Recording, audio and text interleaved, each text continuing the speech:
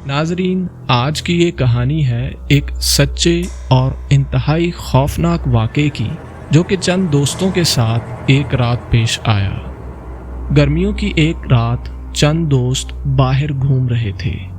वो लोग पैदल एक सड़क पर अपने घर जा रहे थे, जब अचानक उनमें से एक ने झाड़ियों की तरफ इशारा करते हुए कहा कि वो देखो वहाँ क्या है। उसे उन झाड़ियों में कोई चीज़ हिलती हुई नजर आई। जब वो सब उस घर के करीब गए तो उन्हें झाड़ियों में कोई चीज़ छुपी हुई नजर आई। उसके ज़्यादा करीब जाने पर वहाँ से अजीब और डरावनी आवाज़ आ रही थी, जैसे कोई बूढ़ी औरत गुर्रा रही हो। वो सब पहले तो बहुत डर गए, लेकिन फिर हंसने लगे कि शायद कोई उनके साथ मजाक कर रहा है। लेकिन फिर भी किसी में इतनी हिम्मत नहीं हुई कि वो दूसरी तरफ से जाकर देखे कि वहाँ पर कौन है।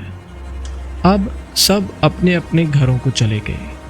उनमें से एक लड़का जो अपने बेडरूम में सो रहा था, अचानक आधी रात को उठ गया।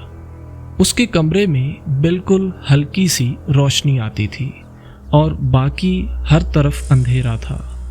उसने टाइम देखने की कोशिश की, लेकिन वो अपनी जगह से हिल नहीं पा रहा था। उसने काफ़ी कोशिश की, लेकिन वो उठ ना सका। इसके बाद उसने आवाज़ निकालने की कोशिश की, लेकिन वो बोल भी नहीं पा रहा था। उसे ऐसे लगा जैसे किसी चीज़ ने उसके सारे बदन को जकड़ रखा है और वो सिर्फ अपनी आँखों से ही इधर उधर देख सकता था। लेकिन इसके बाद इसने कुछ ऐसा देखा जिससे इसकी रूह तक लरस गई। इसके कमरे के एक कोने से वही आवाज़ आ रही थी जो इसने उन झाड़ियों से सुनी थी। दरअसल ये वही लड़का था जिसने सबसे पहले उन झाड़ियों में उस चीज़ को हिलते हुए देखा था और फिर सब दोस्तों को उसके बारे में बताया था। अब अचानक उसने देखा कि उसके पाँव की तरफ एक बहुत बड़ा खौफनाक चेहरा है, जिसका मुंह खुला हुआ है और उसी में से ये आवाज़ आ रही है। ये चेहरा हवा में तैर रहा था और आहिस्ता आहिस्ता उसकी तरफ आ रहा था और बिल्कुल उसके मुंह के पास आकर ये रुक जाता है। इसमें से अब भी उसी तरह की आवाज़ आ रही है। उस वक्त इस लड़के को ऐसा महसूस हुआ जैसे उसके दिल की धड़कन बंद होने वाली है। अब अचानक वो चेहरा गायब हो जाता है और वो आवाज़ भी बंद हो जाती है।